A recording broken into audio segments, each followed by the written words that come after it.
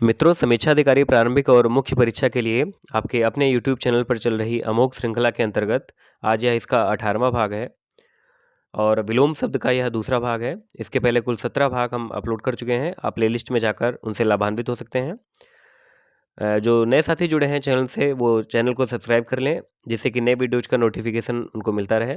चलिए प्रारंभ करते हैं। आरओ यानी समीक्षा अधिकारी परीक्षा के लिए चल रही अमोघ श्रृंखला का 18वां भाग देखते हैं। तो ये विलोम शब्दों का दूसरा भाग है। इसके पहले जो पहला भाग था उसमें हम कुल 60 विलोम शब्द आपके करा चुके हैं। दूसरे भाग में 61 से प्रारंभ हो रहा है। देखते हैं अपेक्षा। अपेक्षा का विलोम क्या होगा? उपेक्षा। अपेक्षा का विलोम क्या होगा? उपेक्षा। आप बिल्कुल एकाग्रचित्त होकर अच्छे से वीडियो देखेंगे। आपको समझाते हुए चल रहे हैं, बार-बार पढ़ना नहीं पड़ेगा और अच्छे से याद हो जाएगा आपको। अक्षत। अक्षत का मतलब होता है, आपने देखा होगा जब रोली की जाती है, जब भाई दूज या फिर कुछ ऐसा शुभ कार्य होता है, जो बहन या फिर घर में माताएँ जो हैं जब तिलक लगाती हैं, तो जैसे पुरुषों के या फिर बेटे के या फिर अपने भाई की जब बहनें तिलक लगाती हैं, तो जो प्रयुक्त करती हैं उसमें चावल, उसको अक्षत बोलते हैं। अक्षत का अर्थ है कि वो चावल टूटा हुआ ना हो। अक्षत का मतलब होता है बिना टूटा हुआ और छत का अर्थ होता है टूटा हुआ या फिर मतलब इस प्रकार से कि छत है। छत का अर्थ टूटा ही हुआ होगा और विक्षत का भी सेम अर्थ है। तो अक्षत के विपरीत 2 अर्थ हो गए। कौन-कौन से? इसका विलोम क्या हो गया? छत और विक्षत। ठीक है? अक्षत का विलोम विक्षत होगा, लेकिन छत का विलोम विक्षत नहीं होगा। ये समानार्थी हैं। तो यदि प्रश्न में आता है विक्षत का विलोम, तब आपको अक्षत लगाना है। छत का विलोम तब अक्षत लगाना है, लेकिन विक्षत का विलोम छत नहीं होगा। समझ गए होंगे? आगे बढ़ते हैं। उद्धत। उद्धत का विलोम विनीत भी होता है और सौम्य भी होता है। बहुत बार प्रश्न पूछा गया है, उद्धत का विलोम क्या होता है? विनीत।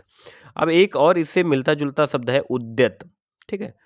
उद्यत का विलोम होता है अनुद्यत। तो आपको अच्छे से प्रश्न देख लेना है, शब्द देख लेना है कि उद्धत दिया है या उद्यत दिया है। देखिए, उद्धत अलग है और उद्यत अलग है। यहाँ पर उद्धत आदि दा और ध त इस प्रकार से लिखा है उद्धत, और यहाँ पर क्या है? उद्यत है ये। ऐसे आदि दा या और ता दोनों शब्द अलग हैं। तो अच्छे से आप देख लेंगे तो अच्छे से पकड़ लेंगे कि विलोम शब्द उत्तर में क्या होगा। आगे देखते हैं कृतज्ञ। कृतज्ञ और कृतघ्न। ये आपके वन वर्ड में भी हैं, अनेक शब्दों के लिए एक शब्द में। कृतज्ञ क्या विलोम हो जाएगा? कृतघ्न। आप लोग बताइए कृतज्ञ क्या अर्थ क्या है? कृतघ्न का अर्थ क्या है? बहुत बार मैंने बताया है। जो टेस्ट सीरीज चली है उसमें कई बार समझाया है मैंने। आगे देखते हैं अगम।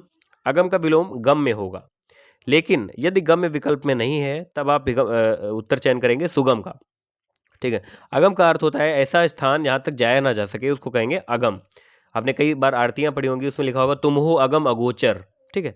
आप लोग बताइए अगोचर क्या होता है? वास्तव में हम अपने आस-पास के शब्दों को देखना शुरू कर दें, आरती जितनी है, जितनी भी आरतियाँ होती हैं, उनमें इतने अच्छे-अच्छे विशेषण प्रयोग किए गए हैं, इतने अच्छे-अच्छे शब्द प्रयोग किए गए हैं, उनका अर्थ आपको जानना चाहिए। आपके अंदर अगर उत्सुकता है, तो ऐसे शब्द जानें, आपका शब्दकोश ऐसे ही बढ़ेगा। रामचरितमानस में कई सारे अच्छे-अच्छे शब्द प्रयोग किए गए हैं। तो अगम का अर्थ होता है जहाँ जाया ना जा सके, और गम्य का मतलब होता है जहाँ जाया जा सके। और दूसरे अर्थों में अगम का अर्थ जहाँ ना जाया जा सके, और सुगम का अर्थ जहाँ आसानी से जाया जा सके। ठीक है? तो यदि गम्य विकल्प में है तो आपको गम्य लगाना है, नहीं है तब फिर सुगम देखिए। अच्छा, सुगम का विलोम क्या होता है? दुर्गम। वही मैंने नीचे इसलिए इनको पास-पास लिखा है। सुगम मतलब जहाँ आसानी से जाया जा सके, और दुर्गम का मतलब है जहाँ कठिनाई से जाया जा सके। ठीक है? जहाँ कठिनाई से जाना संभव हो वो दुर्गम कहेंगे, तो सुगम का विलोम दुर्गम हो गया। इसी प्रकार 2 शब्द हैं देखिए, गुप्त और लुप्त। महत्वपूर्ण है दोनों। गुप्त का विलोम होगा प्रकट। गुप्त का विलोम प्रकट होगा, और लुप्त का विलोम क्या होगा? व्यक्त। आगे है गौरव। गौरव का विलोम क्या होगा? लाघव। और ऐसे ही एक शब्द है गुरु। गुरु का विलोम क्या होगा? लघु। आप लोग बताइए लघु और लाघव में कौन विशेषण है, कौन विशेष्य है, या फिर दोनों ही विशेषण है? मैंने इसको समझाया है, जो हमारा टेलीग्राम पे चैनल बना हुआ है उसमें हमने समझाया है, किसी ने पूछा था। चलिए, गौरव का लाघव हो गया। कोप। कोप का क्या हो जाएगा? कृपा। कोप का कृपा हो जाएगा। आगे अभिमुख। अभिमुख का विलोम हो जाएगा प्रतिमुख। अमित। अमित का विलोम हो जाएगा परिमित। अमित का कई लोगों ने सुमित लगाया था, अभी हमने टेस्ट लिया था जो। अमित का विलोम हो जाएगा परिमित। आविर्भाव। आविर्भाव का विलोम है तिरोभाव। आगे देखते हैं 74वां गृहस्थ। गृहस्थ का है सन्यासी। देखिए, सन्यासी की शुद्ध वर्तनी बिल्कुल यही ठीक है। ये आप लोग एक खाली विलोम ही नहीं पढ़ रहे हैं, कई सारी चीज़ें पढ़ रहे हैं एक साथ में। सन्यासी की वर्तनी क्या है? यही है। आप लोग बताइए सन्यासीन कैसे लिखा जाएगा? ये पुल्लिंग में है, इसका स्त्रीलिंग लिखेंगे जब, तब किस प्रकार से लिखा जाइए, कमेंट करिए। अच्छा, गृहस्थ का तो सन्यासी हो गया। एक शब्द होता है गार्हस्थ्य। देखिए, गार्हस्थ्य ऐसे, इसका विलोम क्या होगा? ठीक है? गृहस्थ का सन्यासी है, लेकिन गार्हस्थ का सन्यास होता है। ठीक है? गारहस्थ का क्या होगा? संन्यास होगा। दोनों ही महत्वपूर्ण है ये। और मैंने क्या पूछा था अभी कि सन्यासी का स्त्रीलिंग क्या होगा, बताइए। अनिवार्य, अनिवार्य का हो जाएगा निवार्य, और वैकल्पिक दोनों ही बिल्कुल सटीक हैं और सही हैं। अनिवार्य का विलोम क्या होगा? निवार्य या वैकल्पिक। चिरंतर, चिरंतन, चिरंतन का होता है नश्वर। और उसी प्रकार से ही शाश्वत, शाश्वत का होता है क्षणिक। शाश्वत का विलोम क्या है? क्षणिक। चूंकि इससे जुड़ा हुआ था इसलिए मैंने ब्रैकेट में करके यहीं पे लिख दिया है। अर्जन, अर्जन माने होता है किसी चीज को अर्न करना, ठीक है, तो इसका विलोम क्या होगा? व्ययन। अर्जन का विलोम व्ययन होगा। अर्जित, अर्जित का विलोम अनर्जित होगा। अर्जित का विलोम व्ययित नहीं होगा, ठीक है। अर्जन का व्ययन हो गया, अर्जित का अनर्जित, ठीक है। आपने जो साथी हमारे जॉब में हैं वो जानते होंगे अर्जित अवकाश क्या होते हैं।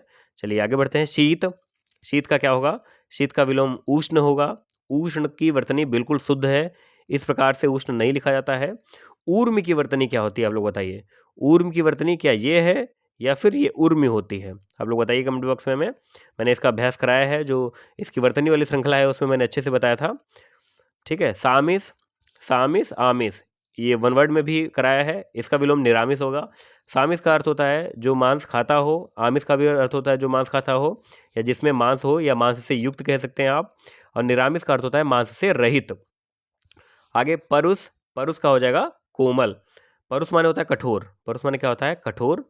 और इसका विलोम क्या हो जाएगा? कोमल। करुण, करुण का हो जाएगा निष्ठुर। भौतिक, भौतिक का विलोम आध्यात्मिक। अच्छा यहाँ पर देखिए शब्द, देखिए आध्यात्मिक बिल्कुल शुद्ध शब्द है वर्तनी की दृष्टि से, और इसी से एक प्रत्यय जब हटा देंगे इसमें तो शब्द बनेगा अध्यात्म। देखिए आध्यात्म नहीं होता है, शुद्ध शब्द क्या होता है? अध्यात्म होता है। ऊपर वाला शुद्ध है, नीचे वाला अशुद्ध है, ठीक है। जब अध्यात्म में एक प्रत्यय लगाएंगे तब हमारा शब्द बन जाएगा क्या? आध्यात्मिक, ठीक है। अच्छे से वर्तनी देख लीजिए। आगे चलते हैं। अति, अति का विलोम है अल्प या न्यून, दोनों होते हैं। और अल्प का विलोम बहु भी होता है। अल्प का विलोम बहु भी होता है। अति का विलोम अल्प और न्यून दोनों होते हैं। शुष्क, शुष्क का विलोम होगा आर्द्र या सिक्त। देखिए आर्द्र की वर्तनी यहाँ पर ऐसे लिखी है, बिल्कुल ठीक वर्तनी है। और ऐसे ही जुड़ता मिलता जुलता एक शब्द है सौहार्द, ठीक है। सौहार्द की वर्तनी ये बिल्कुल ठीक है। इसमें नीचे जो र लगी है वो नहीं लगती है, आर्द्र में लगती है, सौहार्द में नहीं लगती है। तो शुष्क का आर्द्र और सिक्त दोनों है। ये सिक्त जो है सिंचित वाला है, सिंचित वर्तनी गलत है, शुद्ध वर्तनी क्या है? सिक्त। आभ्यंतर, ठीक है, ये देखिए गलत लिख गया, अभ्यंतर होगा, अभ्यंतर, ठीक है। अभ्यंतर में जब एक प्रत्यय लग जाता है तो हो जाता है आप आभ्यंतरिक, ठीक। तो इसका विलोम क्या हो जाएगा? बा है। अभ्यंतर का हो जाएगा बा है, ठीक है। ये डंडा नहीं रहेगा, शुद्ध वर्तनी जो है अभ्यंतर है, आभ्यंतरिक होता है ये।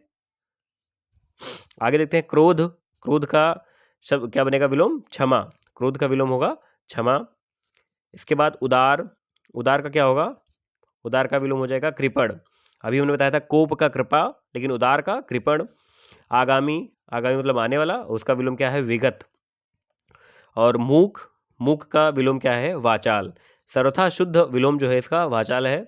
आपने सुना होगा मूक होय वाचाल पंगु चढ़े गिरिवर गहन, इस प्रकार से एक दोहा है रामचरितमानस में। तो मूक का विलोम वाचाल है। यदि वाचाल विकल्प में नहीं है तब आप मुखर लगाएंगे, लेकिन मुखर जो है वो मौन का विलोम होता है, ठीक है। मौन का अर्थ है कि एक ऐसी अवस्था जब कुछ कोई न बोल रहा हो, और मुखर का अर्थ है ऐसी अवस्था जब उसका मुंह खुला है या बोल रहा है, ठीक। तो मौन का मुखर हो जाएगा और मूक का हो जाएगा वाचाल। यदि वाचाल विकल्प में नहीं है तब फिर आप मूक का मुखर भी लगा सकते हैं। मिलन, मिलन का क्या है? विरह। मिलन का विलोम क्या है? विरह। रक्षक, रक्षक का विलोम क्या है? भक्षक। रक्षक का विलोम भक्षक है। शोषक, शोषक का विलोम दो है, पोषक भी होता है और शोषित भी होता है। शोषक का अर्थ है जो शोषण करता है, शोषण करने वाला। पोषक का अर्थ है जो पोषण करता है या पोषण करने वाला। शोषित, देखिए एक अर्थ में है कि जो शोषण करता है, दूसरा है जो पोषण करता है। शोषित का अर्थ है जिसका शोषण हुआ हो, ठीक है। तो दो अलग अलग अर्थों में दो अलग अलग विलोम है। शोषक का अर्थ विलोम पोषक भी है और शोषित भी है। चलिए आग्रह, आग्रह का अनाग्रह भी है और दुराग्रह भी है। आग्रह का विलोम अनाग्रह भी और दुराग्रह भी। सकाम, सकाम का विलोम निष्काम होगा। निष्काम भक्ति, कैसी? सकाम नहीं, निष्काम भक्ति, ठीक है। आगे देखते हैं। आप लोग बताइए क्या विशेषण है ये? निष्काम क्या विशेषण हो गया? चलिए स्वल्पायु, स्वल्पायु का विलोम चिरायु होगा। अपराधी, ये 2 ऐसे प्रश्न हैं, इस प्रकार के मुझे लग रहा है 5-6 ऐसे शब्द हैं जो बहुत महत्वपूर्ण हैं। जैसे अपराधी है, तो अपराधी का विलोम निरपराधी नहीं होगा। शुद्ध शब्द क्या होता है? निरपराध। अपराधी का विलोम निरपराध होगा। और उद्यमी का विलोम क्या होगा? निरुद्यम। देखिए, उद्यमी का निरुद्यमी नहीं हो जाएगा, निरुद्यम होगा। तो आपको अच्छे से गौर करना है कि क्या पूछा जा रहा है, निरपराधी पे या निरुद्यमी पे नहीं टिक करना है, ये गलत हो जाएंगे। आगे चलते हैं। स्वप्न, स्वप्न या शयन दोनों का विलोम क्या है? जागरण। ठीक है। जारज, जारज का विलोम क्या है? औरस। जारज का विलोम औरस है। आप लोग बताइए जारज का अर्थ क्या है और औरस का अर्थ क्या है? अधम, अधम का विलोम क्या है? उत्तम है। अधम का विलोम उत्तम। ज्येष्ठ, ज्येष्ठ का विलोम कनिष्ठ और वरिष्ठ दोनों है। ज्येष्ठ का विलोम कनिष्ठ और वरिष्ठ दोनों है। ध्वंस, शुद्धवर्तनीय है। ध्वंस का निर्माण और रचना, ध्वंस का क्या हो जाएगा? निर्माण और रचना दोनों शुद्ध हैं। प्रलय, प्रलय का सृष्टि, प्रलय का विलोम सृष्टि है। कर्मठ, कर्मठ का विलोम क्या हो जाएगा? अकर्मण्य। संकल्प, संकल्प का विलोम है विकल्प, संकल्प का विलोम विकल्प है। ऊपरी, ऊपर यानी ऊपर, अधः माने नीचे, तो ऊपरी का विलोम क्या हो जाएगा? अधः। संपत्ति, संपत्ति के दोनों विलोम संभव हैं, विपत्ति भी और आपत्ति भी। कुछ जगहों पर विपत्ति दिया है और आपत्ति भी, दोनों संभव भी हैं। आगे देखते हैं योग, योग का कुयोग सुयोग इस प्रकार से मत लगा देना, ठीक है। तो योग का क्या हो जाएगा? वियोग, योग का विलोम वियोग होगा, ठीक है। योगी का हो जाएगा भोगी, ठीक है। योगी का विलोम क्या हो जाएगा? भोगी हो जाएगा। संयोग, संयोग का दुर्योग हो जाएगा। और सुयोग का भी वियोग होगा, सॉरी, सुयोग का कुयोग होगा, सुयोग का कुयोग, ठीक है। सुयोग का विलोम कुयोग होगा। संयोग का दुर्योग होगा। योग का वियोग होगा। लेकिन ये संयोग का विलोम दुर्योग नहीं दिया है विकल्प में, तब आप वियोग लगाएंगे, ठीक है। तो अच्छे समझ गए होंगे। आगे चलते हैं। जनाक्रांत, जनाक्रांत का है निर्जन, जनाक्रांत का विलोम क्या है? निर्जन। और जनाकीर्ण, जन धन आकीर्ण, आकीर्ण का विलोम मैंने बहुत बार बताया है, आकीर्ण, ग्रथित और एकत्र, इन तीनों के विलोम जो हैं क्या है? विकीर्ण है। आकीर्ण, एकत्र और ग्रथित तीनों के विलोम विकर्ण है और संकीर्ण का विस्तीर्ण है। तो जनाकीर्ण का हो जाएगा जनहीन। स्वजाति, स्वजाति का विलोम है विजाति।